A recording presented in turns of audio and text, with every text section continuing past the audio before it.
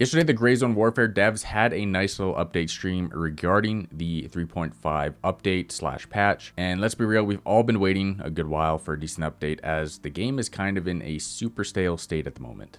So it was nice for them to hop on and let us know what to expect with this upcoming patch coming Thursday, which is tomorrow. Yes, the 0.3.5 patch will be live tomorrow, and this is everything you can expect when you hop into Lemang. We're going to start off with the small and work our way to the big changes. So starting off, upgrading to Unreal Engine 5.5, bringing in a wide range of bug fixes, stability improvements, and crash resolutions. 5.5 brings in noticeable gains in performance, loading, and overall smoothness, while selected features from Unreal Engine 5.6 further improve open world and sandbox performance. Here are some key changes. Unreal Engine 5.5 FPS improvements. As you can see, we have the heat map here. Red is bad, green and blue are good. If we take a close look, most tier 3 areas where there was lower performance in 0.3.4, those areas are a lot more green, and we should expect better performance around those areas now, including lower end and mid-end CPU performance. They also mentioned they reduced a ton of hitching during gameplay, so there should be a lot less stuttering in like mid gunfights. All right, let's move on to the AI. Smarter, more human AI with enhanced damage response. AI has been reworked and rebalanced to deliver smarter, more human-like behavior that adapts dynamically based on multiple conditions, AI difficulty level,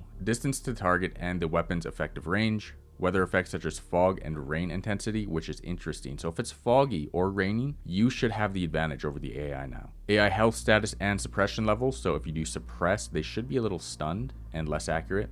Target movement, if a AI is moving now, they're a lot less accurate. You shouldn't be getting one tapped in the head by a slug with a guy running with his arms sideways with a shotgun, hopefully. Duration of target lock. So what this sounds like is if they see you for a while, their bullets are eventually going to funnel into you as long as you're sitting in the same area. So instead of instantly locking onto you, they're going to be shooting around you and eventually having those bullets funnel into you, if that makes sense. Several actions can now break or modify AI's target lock, including target leaving line of sight, AI switching to a new target, AI reloading, getting hit, becoming suppressed, or stunned. So if we take a look here, in 0.3.4, the AI was looking for a lethal shot every single time. But if we take a look here at the 0.3.5 AI aiming, you can see it kind of disperses around your body, and then eventually, if you are in line of sight long enough, it will start hitting you. They say the result is more believable, less robotic, Terminator-like AI behavior with reactions and accuracy that depend on situation, weapon, and environment.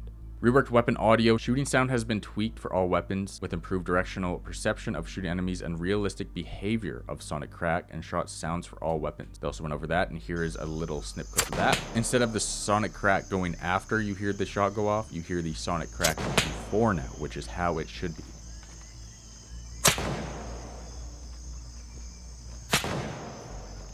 Optimize first-person movement animations. Reduce the impact of several animations on the first-person perspective to minimize excessive character movement and animation blending. For example, the top half of the character's body was decoupled from first-person animations, and the breathing animation was disabled in the first-person perspective. The weapon sway was also adjusted, making it more responsive when the player moves. So as you can see with these little clips, you have the 0.3.4, a lot more bobbing and kind of like delay, and on the 0.3.5 you notice a lot less delay and clunkiness, and it does seem a lot smoother. And looking at the sway is interesting because on 0.3.4 it's like you were taking these long steps, and now 0.3.5 it kind of seems like your gun's moving with every step now. I'm gonna have to give this a try. I don't really know what to expect because the video kind of does it justice, but at the same time I need to give this a try before I can actually understand what's going on here. Weapon recoil overhaul. We have insane recoil now on 0.3.5. A completely new recoil formula has been implemented to simulate the behavior of real firearms more accurately. The system adds the need for precise player input,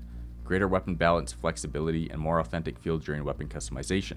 Full auto firearms now use unique recoil patterns tied to each weapon's lower receiver. Recoil is now calculated using real physics and recoil energy. Introduce gas factor to simulate differences between weapon types and barrel lengths. Muzzle brakes, suppressors, and gas blocks now feature new efficiency behavior, reducing the impact of gas factor. Recoil control parts can further reduce remaining recoil, obviously great. Aiming and movement stats now affect recoil dynamically. ADS, crouch and prone reduce recoil, while movement increases it based on speed. I hopped into the test server for a little bit when they had all of this recoil stuff, and I noticed if you're walking or even standing upright, your recoil is insane compared to when you do prone or crouch. So there's going to be a lot less movement in firefights, just so you can get that accuracy up during those firefights. Moving on to the gameplay and design. Improve the bullet penetration through the skull and bones. Headshots are now more lethal, and increased bone penetration reduces cases where AI NPCs absorb hits with their arms. Additionally, increased blood splatter makes non-vital hits more impactful, reflecting greater direct blood loss. Now, this one is a little interesting, and I don't really understand why they added it, but this one's weird. Added a new and improved death sequence from the first person perspective. Upon death, the player's view now turns towards the approximate direction of the incoming shot. So if someone shot you from behind, in the death screen, your guy is going to turn towards that player. Again, I don't really understand it because we could see where we got shot from anyway. I don't really get why we need to turn towards the person that killed us, but I mean, we'll give it a try and see how that is. A new server for mainland China. Added new server region, mainland China, aimed at improving network quality for players in the area. The goal is to reduce latency and packet loss, providing a smoother experience with less rubber banding. And then there's a good amount of patch notes if you guys do want to go through it. I will link all the patch notes through the description. Two of the main ones was Fort Nerith now has the actual ATC key as well as the shooting range key that will be lootable. And then the other one, lasers now work in YBL and Midnight Sapphire, which is going to be great because those are two CQB heavy areas. But other than that, guys, I will link the rest of the patch notes down in the description. Overall, it's going to be interesting to see, considering the AI is completely changed, recoil is completely changed. Again, it's not really a big content update. We're still waiting for 0.4. They did not say a release date. It honestly sounded like it was kind of delayed. We were expecting it to be late November, and I honestly don't even know if it's going to be in November. I don't even know if it's going to be in December. It's going to be very interesting to see. They said they'll eventually give us some updates. There were a couple leaks in the live stream. One being Mara said that there's going to be level 4 eventually, which we knew, level 4 or tier 4 AI. But he also said there's going to be tier 5 AI. I don't know if he meant to leak that. I don't know. It's kind of interesting. He also mentions that we're going to be getting newer nods in 0.4.